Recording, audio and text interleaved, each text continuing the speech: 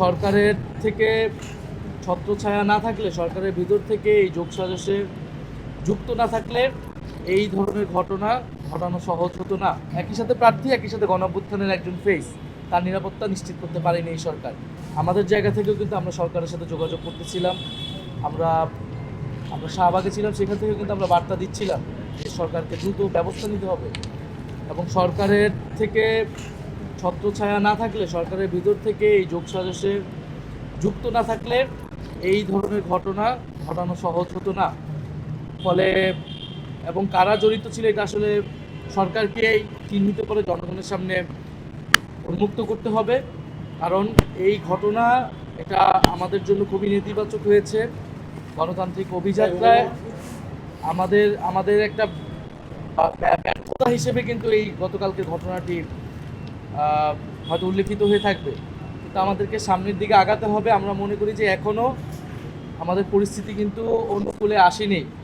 সারা দেশে মানুষ বিক্ষুব্ধ, শোকাহত, এবং এই গতকাল রাতের যারা এই ধরনের কাজগুলো করেছে, যে হঠকারী উগ্রবাদী গোষ্ঠী, তারাও নানান ষড়যন্ত্রের চেষ্টায় কিন্তু আছে। ফলে জনগণের প্রতি আমাদের বার্তা থাকবে যে জনগণ বা অভ্যুত্থানের ছাত্র তরুণরা আমরা রাজপথে থাকবো, মাঠে থাকবো, এবং গণতান্ত্রিকভাবে আমাদের ক্ষোভের বহিঃপ্রকাশ, আমাদের দাবি আমরা জানাবো।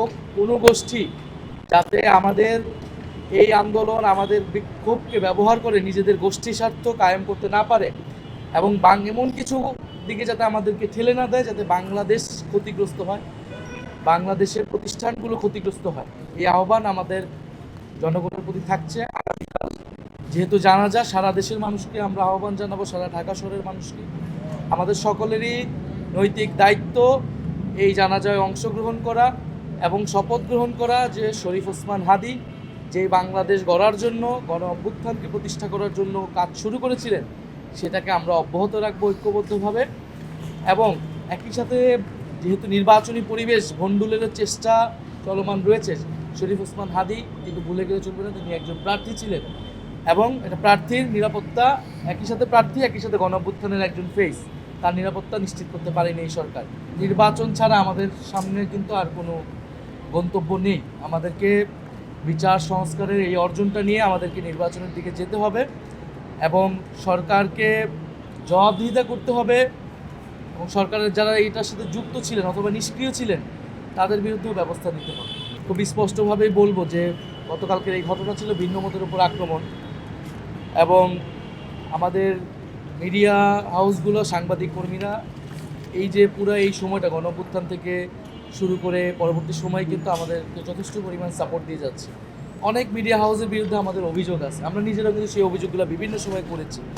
ফ্যাসিবাদী আমলে মিডিয়া কীভাবে ব্যবহৃত হয়েছে, অনেক সাংবাদিকরা কীভাবে ফ্যাসিস্টদের দোষর হিসেবে কাজ করেছে, আমরা নিজেরাও সরকারকে ব্যবস্থা নিতে বলেছি। কিন্তু এটা একটা নিয়মতান্ত্রিক উপায়ে হতে হবে, জবাবদিহিতার মাধ্যমে হতে হবে। কারণ আমাদেরকে দিন শেষে ন্যায় বিচার এবং আইনের শাসন প্রতিষ্ঠা করতে হবে, রাষ্ট্র এবং প্রতিষ্ঠানকে গড়ে তুলতে হবে, বিচার ব্যবস্থা, পুলিশ, সেই একটা প্রক্রিয়ার ভিতর দিয়ে এটা করতে হবে। ফলে কিন্তু গণঅভ্যুত্থান এবং তার পরবর্তী সময় বহু মিডিয়া হাউস, বহু সাংবাদিক কর্মীরা কিন্তু আমাদেরকে সেই সাপোর্ট দিয়েছে। এখন পর্যন্ত আমাদের এই বার্তাগুলো, সরকারের বিভিন্ন বার্তা কিন্তু প্রচার হচ্ছে সাংবাদিকদের মাধ্যমে, মিডিয়া হাউসগুলোর মাধ্যমে। ফলে সরকারের প্রতি আহ্বান মিডিয়া হাউসগুলো এবং সাংবাদিকদের যাতে যথাযথ নিরাপত্তা নিশ্চিত করা হয়। এবং আমাদের জায়গা থেকে আমরা মাঠে আছি, আমরা প্রত্যেকটা মিডিয়া হাউস এবং যে কোনো প্রতিষ্ঠান যদি ঝুঁকির সম্ভাবনা থাকে, আমরা আমাদের জায়গা থেকেও আমরা তাদের পাশে থাকব।